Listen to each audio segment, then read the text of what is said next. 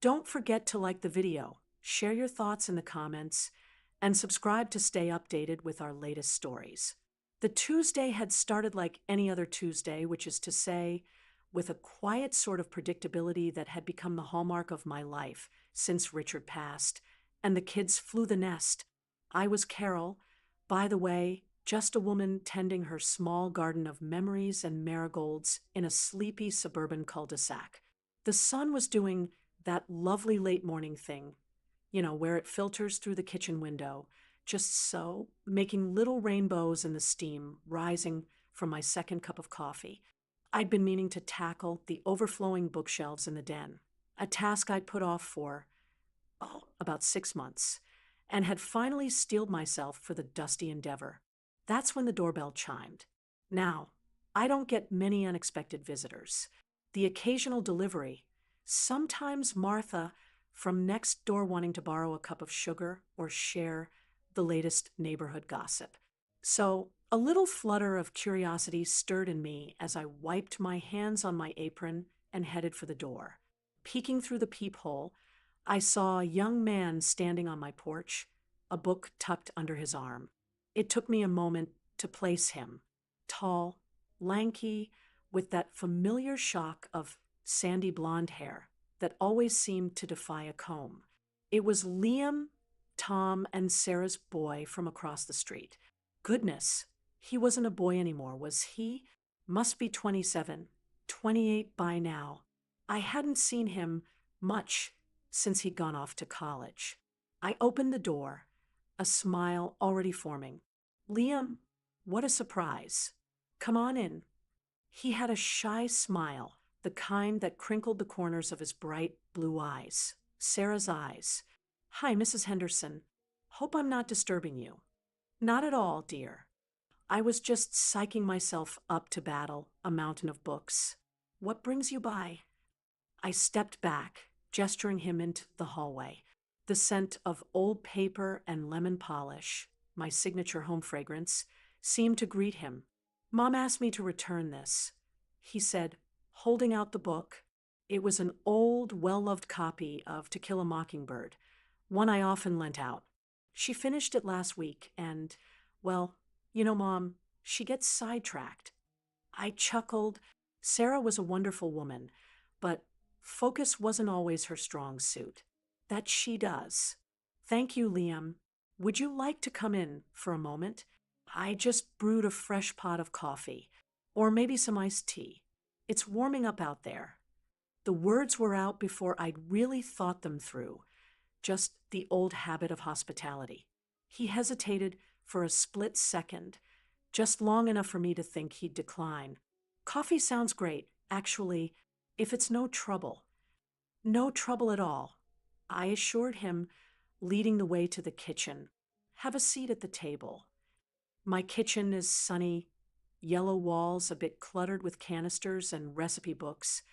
The window above the sink looking out onto my bird feeder, which was currently hosting a rather boisterous blue jay.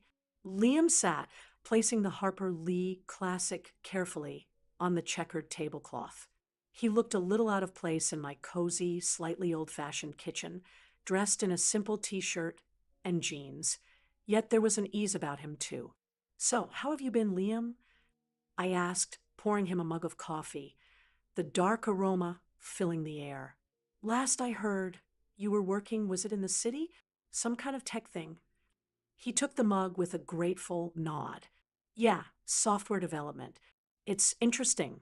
Keeps me busy. He took a sip of coffee. This is really good coffee, Mrs. Henderson. Call me Carol, please, dear. Mrs. Henderson makes me feel ancient, I said with a light laugh. And the secret to the coffee is a cinnamon stick in the grounds. A genuine smile spread across his face then, transforming his somewhat serious expression. Carol, okay. Cinnamon, huh? I'll have to remember that. He looked around the kitchen, his gaze lingering on the photographs pinned to the corkboard by the phone, pictures of my kids at various ages, Richard and me on a long-ago beach vacation. It's nice in here. Homey, smells like my grandma's house used to. That little comment, so simple tugged at something in my chest. My own grandmother's kitchen had always been a haven of warmth and comforting smells. Thank you, Liam. That's a lovely compliment. We sat in comfortable silence for a moment, the only sounds the ticking of the grandfather clock in the hall and the distant hum of a lawnmower. I noticed his hands then, cradling the coffee mug. They were long fingered, capable looking hands, not the soft hands of a boy anymore. There were faint ink stains on his right index finger, like he'd been writing. So, did you enjoy the book? I asked, nodding towards To Kill a Mockingbird. It felt like a safe, neutral topic. His expression softened. I actually reread parts of it when Mom was done.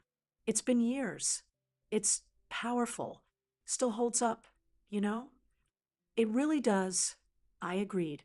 Atticus Finch was always a hero of mine.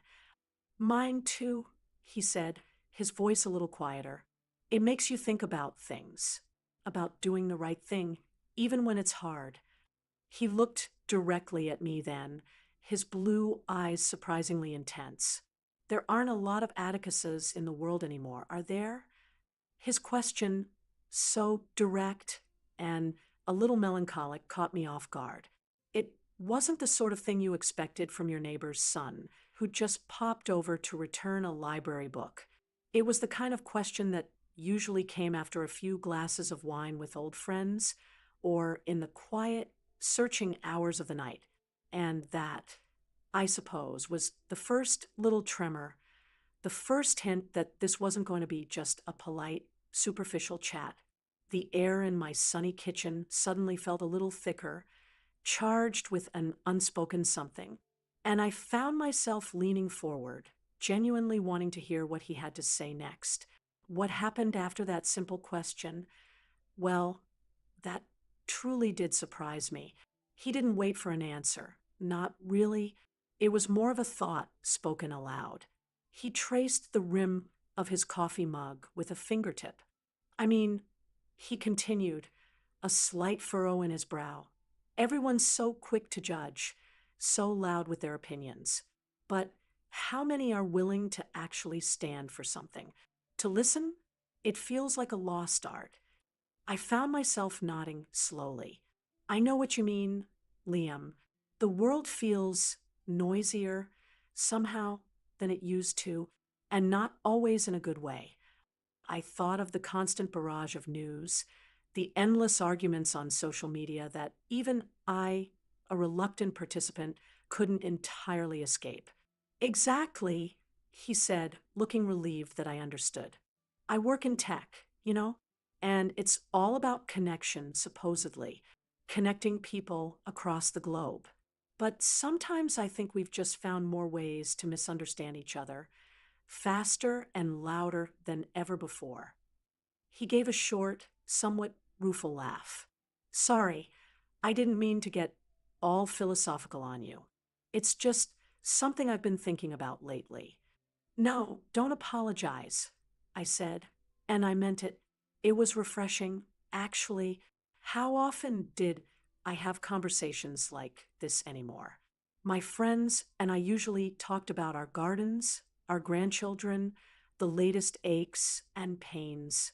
Important things, yes, life things, but not often this kind of searching. It's a valid thought, and a little surprising to hear from someone your age. If you don't mind me saying, I guess I associate that kind of world weariness with us older folks. He smiled, a genuine, almost boyish grin this time. Maybe I'm just an old soul. Or maybe it's the books. Mom always said I had my nose in a book from the time I could read. Yours included, he added, gesturing to the copy of Mockingbird. This one, The Great Gatsby. Fahrenheit 451, they make you think. They do indeed, I murmured, my mind drifting to my own dusty shelves in the den, a silent testament to a lifetime of seeking understanding through stories. It's funny you mention Fahrenheit 451. I was just thinking about rereading that. It feels more relevant than ever these days, doesn't it? The idea of knowledge being dangerous, of people willingly giving up the right to think for themselves. Liam's eyes lit up.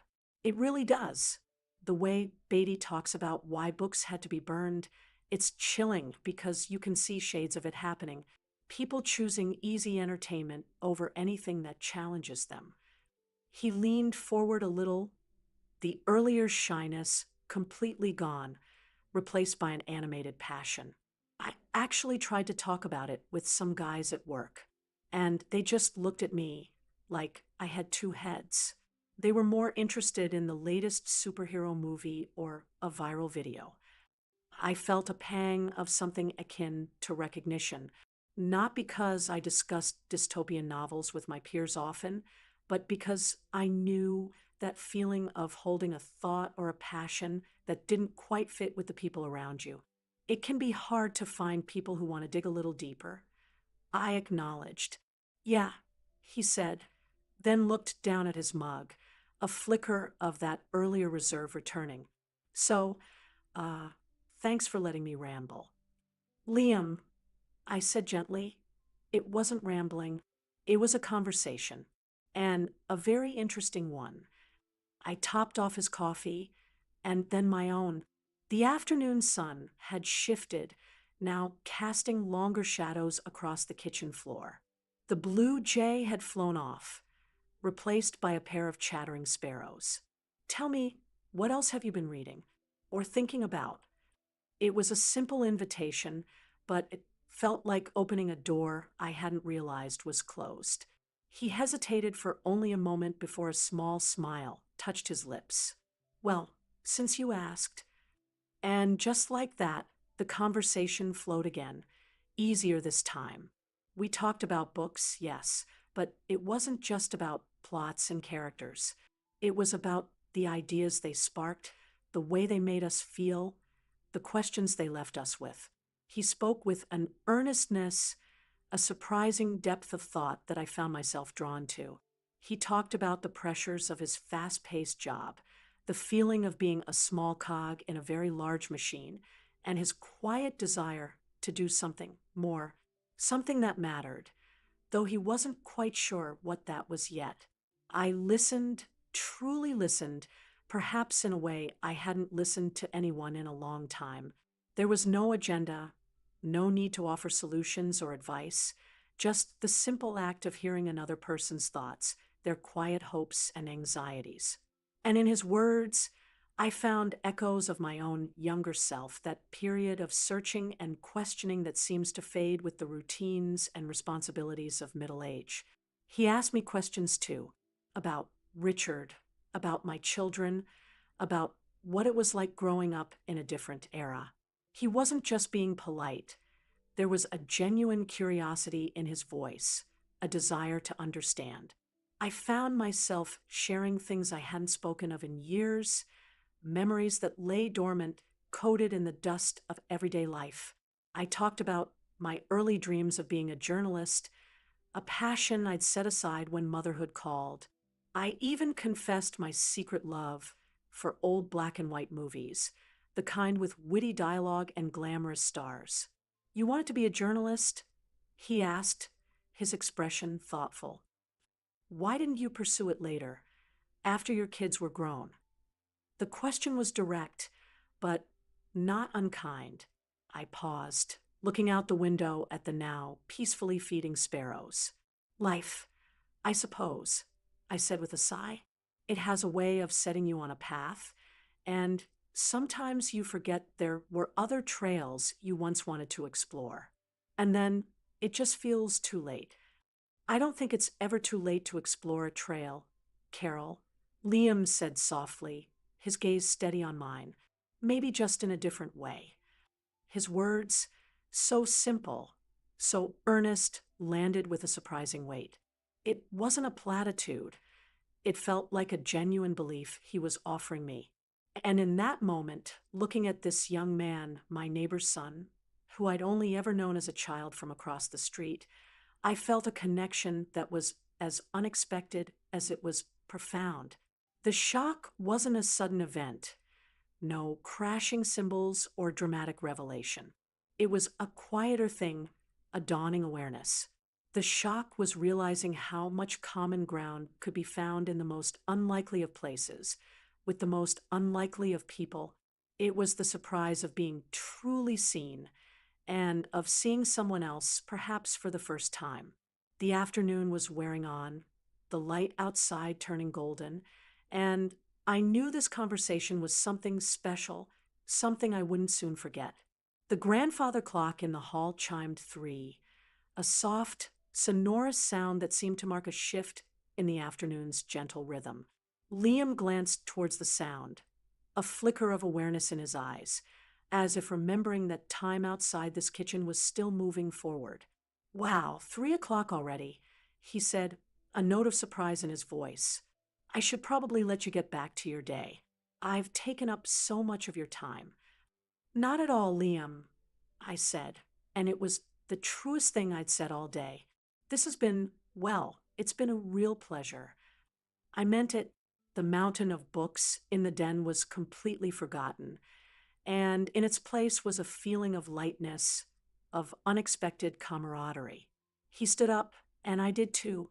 For a moment, we just stood there by the table, the remnants of our coffee and conversation hanging in the warm air between us. There was a comfortable silence, not awkward, but one that acknowledged that something meaningful had passed between us. Thank you again for the coffee, Carol, he said, his earlier shyness replaced by a warm sincerity. And for the conversation. It's not every day you get to talk about Atticus Finch and dystopian futures with someone who actually gets it. I smiled. The pleasure was all mine. Liam, it's good to know there are still people out there reading the good books and thinking the big thoughts. He picked up To Kill a Mockingbird from the table, holding it for a moment. You know, he said, looking at the worn cover, I have a few books at my parents' place, some I think you might enjoy. Old sci-fi, mostly, but the kind that really makes you think. Like you said, maybe I could bring them over sometime, if you'd like, that is. The offer was casual, yet it felt like more than just a polite gesture. It was an opening, a possibility of future conversations. And I found myself, to my own surprise, genuinely hoping he would. I'd like that very much, Liam. I said, I'm always looking for new old books, if that makes any sense. He grinned. Makes perfect sense to me. He headed towards the hallway, and I walked with him. At the front door, he paused, turning to face me. The afternoon light from the sidelight windows illuminated his face, highlighting the earnestness in his blue eyes. Seriously, Carol, he said, his voice a little lower, more earnest. Thanks. I've been feeling a bit adrift lately. My job is fine, pays the bills, but sometimes I wonder what the point of it all is, you know? Talking with you today, it helped. It made me feel a bit more grounded. His admission, so open and vulnerable, touched me deeply. Here was this young man on the cusp of his life, grappling with the same existential questions that people of all ages face. And he was sharing that with me, a woman practically a stranger to him an hour before. It was a gift, that kind of trust. Liam, I said, my voice equally soft. We all feel adrift sometimes.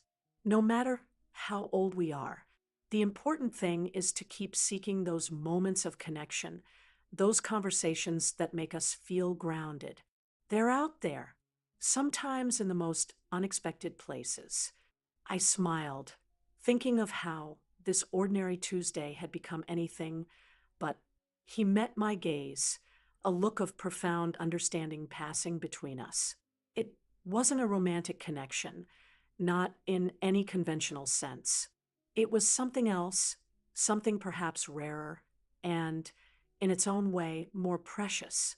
It was a meeting of minds, a recognition of shared humanity, a moment of genuine empathy that transcended age and circumstance. This was the real shock, the beautiful, quiet surprise of it all. The world suddenly felt a little less noisy, a little more hopeful. "I'll see you around, Carol," he said, opening the door. "You too, Liam. And tell your mom I said hello." He nodded, gave a small wave, and then he was gone, walking down the porch steps and across the street. I watched him for a moment, a tall, thoughtful figure disappearing into the familiar landscape of our neighborhood, a landscape that somehow looked a little different now, imbued with a new layer of meaning. I closed the door slowly, leaning against it for a moment. The kitchen was quiet again, save for the hum of the refrigerator and the distant sounds of the neighborhood. The scent of coffee still lingered, but now it was mingled with the fainter, more intangible aroma of shared thoughts and unexpected kinship. I walked back into the kitchen, my gaze falling on the two empty coffee mugs still on the table, such ordinary objects. Yet they felt like artifacts from a significant encounter. I hadn't battled the mountain of books in the den. I hadn't done any of the chores I'd planned. Instead, I had stumbled into something far more enriching. I had connected with another human being on a level I hadn't anticipated, and it had stirred something within me, something that had been dormant for too long. It was a feeling of aliveness, of curiosity, of a renewed sense of wonder about the world and the people in it. My neighbor's son had come by to return a book, and in doing so, he had returned a piece of myself to me. I walked over to the window above the sink, looking out at my small garden. The marigolds were blazing orange in the late afternoon sun. Richard had always loved marigolds. He'd said they were like little suns, even on cloudy days. For a long time after he passed, looking at them had brought a pang of sadness. But today, they just looked bright, cheerful, full of life. Liam's words about it never being too late to explore a trail, even in a different way, echoed in my mind. My old dream of being a journalist, it wasn't about bylines in a big newspaper anymore. Maybe it was about something simpler. Maybe it was about capturing stories, even small ones. Maybe it was about paying attention, truly paying attention to the world around me, to the quiet dramas and unexpected connections that unfolded every day, even in a sleepy suburban cul-de-sac. I thought about the conversation, the ease with which we'd moved from polite C_H_T to deeper reflections. There had been no pretense, no awkwardness, just a natural unfolding. It was a reminder that genuine connection doesn't require grand gestures or dramatic events. Sometimes it's as simple as two people sharing a cup of coffee and a willingness to listen, truly listen. The initial shock I'd mentally noted wasn't about scandal or drama, but the profound realization of how easily we can misjudge or overlook the people around us, even those we see every day. Liam wasn't just Tom and Sarah's boy anymore. He was a thoughtful, searching individual with a rich inner life, someone capable of deep conversation and surprising insights. And perhaps in his eyes, I wasn't just Mrs. Henderson, the quiet widow from across the street. Perhaps he saw something more too. That evening, instead of turning on the television out of habit, I found myself pulling out an old, empty notebook and a pen. The ink flowed surprisingly easily. I didn't write about grand philosophies or try to solve the world's problems. I just wrote about the afternoon, about the sunlight in the kitchen, the smell of coffee and cinnamon, the earnest look in a young man's eyes as he talked about books and dreams and the search for meaning. I described the way the conversation had meandered like a gentle stream, touching on unexpected shores. It felt good to write, to put those thoughts and feelings into words. It was like exploring one of those forgotten trails Liam had mentioned. Not a path back to an old dream, perhaps, but a new path, one that felt uniquely my own. I realized that the personal discovery wasn't just about seeing Liam differently. It was about seeing myself differently too. I wasn't just a collection of past roles: wife, mother, widow. I was still Carol, a person capable of new connections, new thoughts, new growth. The encounter had been brief, just a couple of hours on an ordinary Tuesday, but its ripples were continuing to spread. It had nudged me out of a comfortable, perhaps too quiet, routine. It had reminded me of the joy of intellectual companionship, the spark that comes from a meeting of minds. And it had done so with such mutual respect, such a gentle unfolding of shared vulnerability. A few days later, I saw Sarah, Liam's mom, at the grocery store. "Carol," she'd exclaimed, "Liam told me he had such a nice chat with you the other day. He really enjoyed your coffee and your company. He even said you talked about some of those serious books he likes." She beamed. "It's so good to see him connecting with people. He can be a bit reserved, you know?" I smiled. "He's a wonderful young man. Sarah, you and Tom did a great job." And I meant it. He was a testament to the fact